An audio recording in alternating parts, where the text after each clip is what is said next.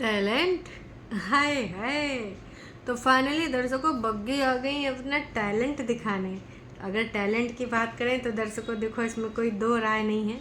हमारी जो जिज्जियाँ हैं वो भी बहुत ज़्यादा टैलेंटेड हैं और बग्गी का ये टैलेंट मुझे भी बहुत पसंद आया है, आप लोगों को भी बहुत ज़्यादा पसंद आया होगा, है ना ये टैलेंट। लेकिन लेकिन लेकिन जो हमारी जुज्जियों के अंदर कूट कूट के टैलेंट भरा है, असल में वो टैलेंट हर कोई नहीं समझ पाता है। मतलब आप लोग समझते हो, अब आप लोगों जैसा भाई FBI CBI सब फेल है ना। कहाँ कहाँ से आप इतने टैलेंटेड हो कि एक एक बारीक बारीक पॉइंट ले आते हो।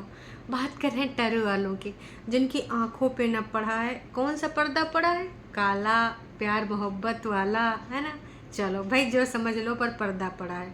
तो हम लोग इन टैलेंटेड लोगों की कदर करते हैं और इनका टैलेंट भी जानते हैं, लेकिन इनके टैलेंट की तो बातें समय समय पर करते ही रहते हैं। आज बग्गी ने भी अपना एक हुनर दर्शाया, अपना टैलेंट दर्शाया।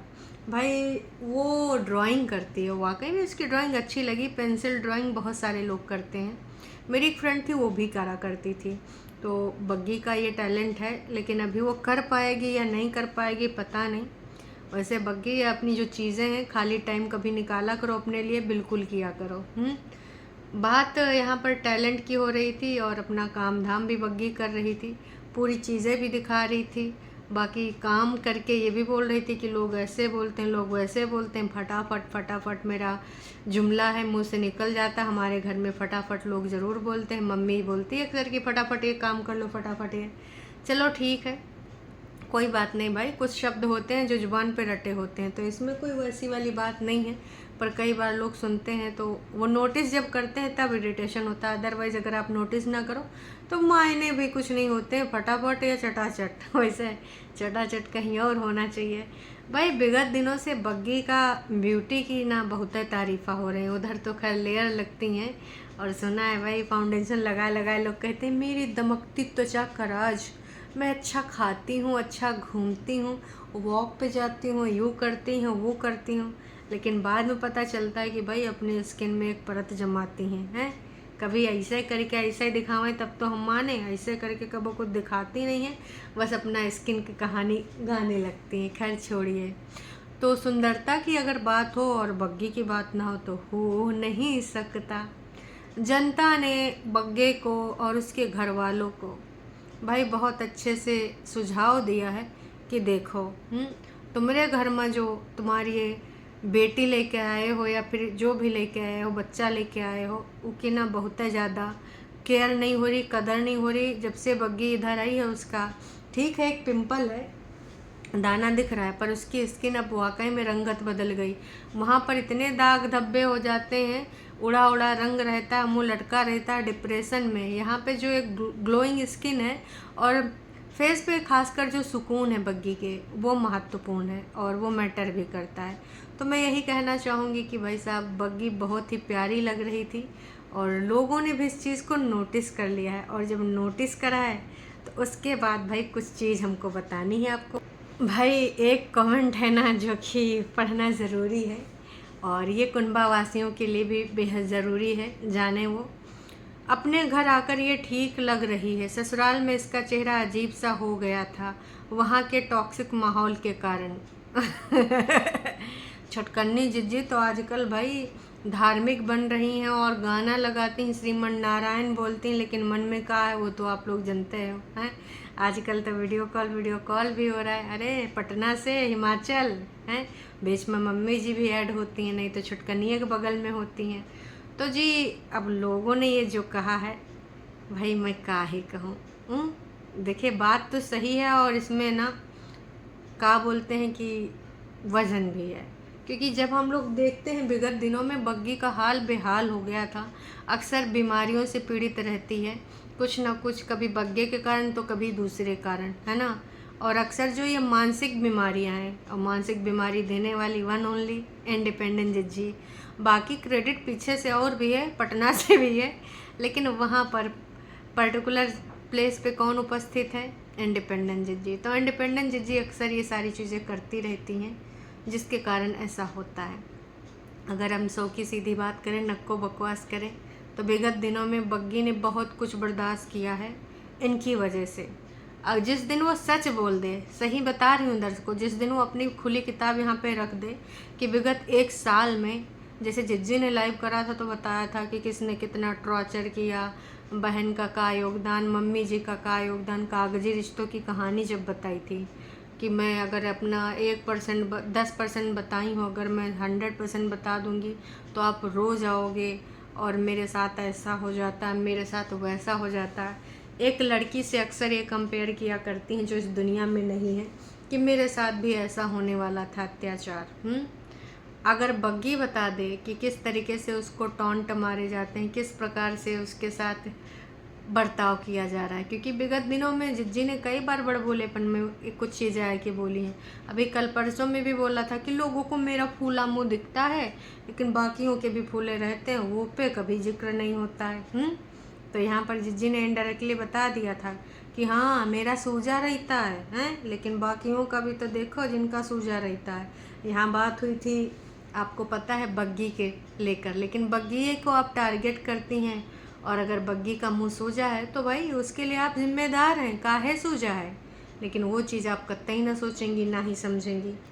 लेकिन कुछ लोग आए गए कहन कि तुम जहर घोल रही हो, तुम विष घोल रही हो, गेट वेल सून है, तुम यहाँ पर क्या कर रही हो, बकवास कर रही हो।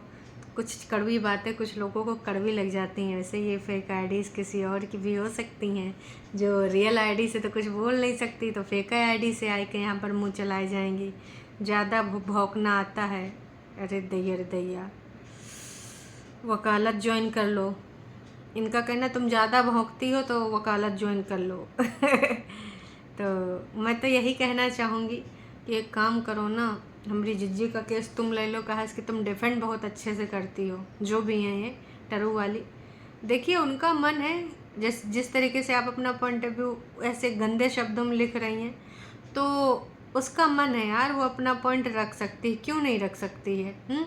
भाई जो देखते हैं सारे सब्सक्राइबर एक समान होते हैं। कुछ लोगों को भाई मक्खनबाजी करना होता है, कुछ लोग स्पून होते हैं, कुछ लोग अपने जो रियल लगता है, जैसे लगता है वैसे लिख देते हैं। लेकिन ऐसे जो लोग आते हैं कि भाई हम तो तुम्हारी तरफ से बोलेंगे, हम कुनबा वासियों के सपोर्टर्स हैं, हम यहाँ के ऐसे बोलेंगे, तो ऐसे शब्दों से बस आप अपने व्यक्तित्व को दर्शाते हैं। संस्कार है ना, कि कैसे संस्कार हैं आपके। दुपट्टा यू आर ग्लोइंग, है ना, अपना इस तरह से ध्यान रखें और खुश रहें। आपकी ड्राइंग बहुत अच्छी है, टैलेंटेड हो, और ये जारी रखना। वही चीज़ अगर आप जारी नहीं रखोगे तो आप भूल जाओगे। इसलिए मैं यही कहना चाहूँगी कि बिल्कुल वाकई में ये चीज़ अच्छी लगी है, और ये चीज़ किसी को पता भी नहीं थी। अच्छा हुआ कि इसने दिखा दिया। दुपट्टा आप बहुत समझदार हो, ससुराल का भी फ़र्ज़ निभा रही हो और मायके का भी। पहले आप लोगों का खाना नहा नहीं देखती थी, और किसी ने मुझसे बोला आप सब ब्लॉग देखना टुगेदर, मैंने देखना स्टार्ट किया। मायके और ससुराल का साथ लेकर चल रही हो, बहुत अच्छा लगा सब देखकर। इनका कहना है कि भाई वाकई में बहुत अच्छा लगा, तो बात सही है। वो पूरी जिम्मेदारी देखती, ये नहीं सोचती कि नहीं मेरी ज़िंदगी तो मैं, मेरा हस्बैंड, बाकी कुछ नहीं। बाकी लोग तो यही बोलते हैं ना, विगत दिनों में ननद घर खराब करती वाले डायलॉग वाले वीडियो में अगर बड़कन्नी को आप सुन लो तो पगला जाओगे। तो बहुत सही चीज़ इन्होंने लिखा है। दुपट्टा ने यहाँ पर थैंक यू भी बोला है। आपके घर कितने साल हो गए आंचल, तो लगातार बार बार कुछ ना कुछ लोग पूछ ही रहे हैं इनसे। बस मैं यही कहना चाहूँगी, एक कमेंट ऐसा है जो मैं थोड़ा पढ़ना चाहूँगी, फिर इसके बारे में वार्तालाप करना चाहूँगी। दुपट्टा, मैंने आपकी ननद के ससुराल के वीडियोस देखे हैं, मुझे ब्लॉग्स में वो इतने भी, असल में ये बात ऐसी है कि भाई दिल जिगर किडनी में चुभ सकती है, लेकिन फिर भी मैं पढ़ना चाहूँगी। इनका कहना है कि दुपट्टा, मैंने आपके ननद के ससुराल के वीडियोस देखे, मुझे वो ब्लॉग में लोग इतने भी बुरे नहीं लगते हैं कि उनके साथ निभाया ना जा सके। ऑफ कैमरा क्या किया मुझे नहीं पता, बट मैं भी ससुराल में रह रही हूँ, बहुत दहेज और कैश लेकर आई थी, बट मुझे बहुत तंग किया गया। मेरा सारा ससुराल 8 फैमिली मेम्बर्स हैं, और सास मुझे बहुत तंग करती थी, मैंने उनको अपनी माँ जैसा प्यार दिया। ये सब्सक्राइबर ने अपने आप पर बीती हुई कहानी यहाँ पर बताई है कि भाई किस प्रकार से मुझे लगता है। इन्होंने अपना ऑब्जर्वेशन दिया, जो कि बहुत अच्छी चीज़ है। आगे पढ़ती हूँ। मैंने उनको अपनी माँ जैसा प्यार दिया। इनकी सास इनको तंग करती थी, लेकिन फिर भी ये अपनी माँ जैसा प्यार देती थी। और आज सब कुछ ठीक हो गया है। उनका मेरे बिना मन नहीं लगता।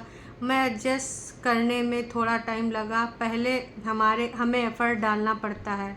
आपकी छोटी ननद ने ससुराल में निभा न पाई अपनी देवी जैसी माँ को, ना राम जैसे भाई को। तो भाई साहब, मैं यही कहना चाहूँगी कि बहुत सही इन्होंने लिखा है। सिड को उसके पापा ना मिलवा सके, बड़ी गलती कर रही है परेतिन। सही बात है, सिड को पापा से नहीं मिलवा रही। वाकई में काश कि इन्होंने मिलवाया होता तो आज ये चीज़ें हुई ना होती। बाप पैसे दे बच्चे को, ये इम्पोर्टेंट नहीं था। हाँ जी, इन्होंने तो बस यही सोचा कि हमको तो भैया महीने का वो पैसा चाहिए, पालन पोषण ये सब चाहिए, हमको पिता नहीं दिखाना है बाप का, है ना।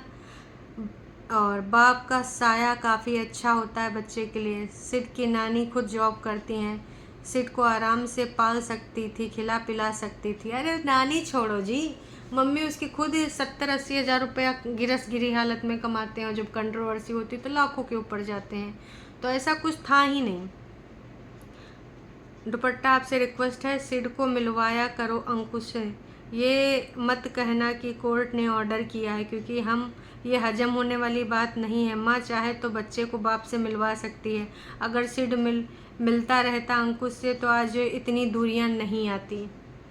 वाह वाह, क्या बात कही है इन्होंने। सही बात इन्होंने कही है कि अगर बीच में इन लोगों का इतना ईगो हर्ट नहीं हुआ होता, और लगातार भले जीजा इनसे नाराज़ थे, कागजी जीजा, है ना, भले इनकी शक्ल नहीं देखना चाहते थे, दूरियां आ गई थी, लेकिन अगर बेटे से मिलते रहते, अपने दादी भी मिला करती, खुद भी मिलते, तो शायद वो चीज़ एक ना होता है कि यार चलो ठीक है, बहुत सारी चीज़ें हो गई, अपने बच्चे के लिए हम एक बार फिर से एफर्ट डालते हैं।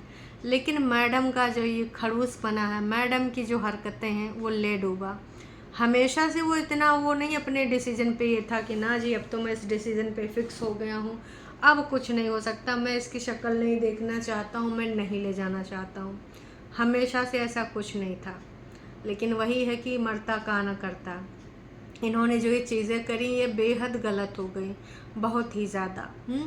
इन्होंने बस अपनी शर्तों को मनवाने को लेकर इनको जो सही लगा वो करा, उल्टे पुल्टे डिसीजन लिए, ऐसी ऐसी चीज़ें करी कि क्या ही बताएं। तो मैं यही कहना चाहूँगी कि काश इन्होंने ये सारी चीज़ें नहीं करी होती तो आज एक लाइन बची होती। कहते हैं ना कि पूरा दरवाज़ा बंद कर दिया इन्होंने, पत्थर वत्थर भर दिए, कोई रास्ता नहीं छोड़ा, सुरंग भी नहीं बना सकते, वो इतने मजबूत पत्थर डाल दिए हैं, वो तो पत्थर हट ही नहीं सकते, सिर्फ और सिर्फ इनकी हरकतों की वजह से। कई बार उसने बताया, बाकी इनकी हरकतों के अलावा गाली गलौज वाले चैनल भी जिम्मेदार हैं। आपको अपनी बात रखनी है, वीडियो देख के रखिए ना कि का लग रहा है का नहीं लग रहा है, इनके कहने का क्या तात्पर्य, जो दिखा रहे हैं इसका क्या तात्पर्य है। मतलब इन्होंने तो बस दूसरों के घर के वकील और बाहर वाले वकीलों के चक्कर में अपना घर खराब कर लिया। अब यहाँ बोलते हैं शादी एक ही बार होती है, मैं मैरिड हूँ। अरे ऐसे मैरिड का क्या फ़ायदा, कभी दिमाग यूज ही नहीं करती बंदी, का ही बताएं। कितनी बार हम लोग आपस में बात करते हैं, और जब इनके पुराने वीडियोस देखो यार, हम लोग तो दूर दूर के इनको देखते हैं, एक तरीके से इनको देखते आए थे, है ना। तो हम लोगों को जब इतना फील होता कि काश कैसे सब सही हो जाता तो अच्छा था, कुछ मैजिक हो जाता। इस बंदी को पता नहीं कहा नहीं होता कि भाई अभी तो ये चल रहा है, अभी मैं इतना खुन्नस खा रही हूँ, पर हमारा ये भी तो लाइफ था, ये बंदा मेरे लिए इतना सब कुछ करता था। वो कैसे पल भूल गई कि घर के अगेंस्ट जाकर, कितने लड़के होते हैं भाई साहब जो स्टैंड ही नहीं ले पाते, कहते घर परिवार वाले राजी नहीं, सॉरी बेबी मैं हो नहीं सकता, शादी ब्याह नहीं हो पाएगा। प्यार मोहब्बत में बहुत सारे लोग नहीं शादी तक पहुंच पाते हैं, घर परिवार के चक्कर में नहीं हो पाता है। लेकिन इस बंदे के अंदर जब दम था तभी तो उसने घर परिवार के विरुद्ध जाके करा। तो अब थोड़ा सा तुम भी बर्दाश्त कर लेती, जैसा कि ऐसे न जाने कितने लोगों ने यहाँ पर आके बताया है। अगर तुमको लग रहा था कि वाकई में अत्याचार है, तुम्हारे अहम और उनकी बातें टकराती तो थोड़े दिन अपना अहम नीचा कर लेती। उस दिन यहाँ पर रिश्तों के बारे में बड़ा ज्ञान दे रही थी कि जब आपको लगे कि बात ऐसी है, बात वैसी है, तो शांत हो जाओ, वहाँ पर बोलो मत। लोगों ने धर के सुना दिया कि मैडम जी काश आपने ये करा होता। आप तो यहाँ ज्ञान की बातें कर रही हैं, लेकिन आपने ज्ञान वहाँ पर दिखाया नहीं जहाँ पे ज़रूरी था हैं।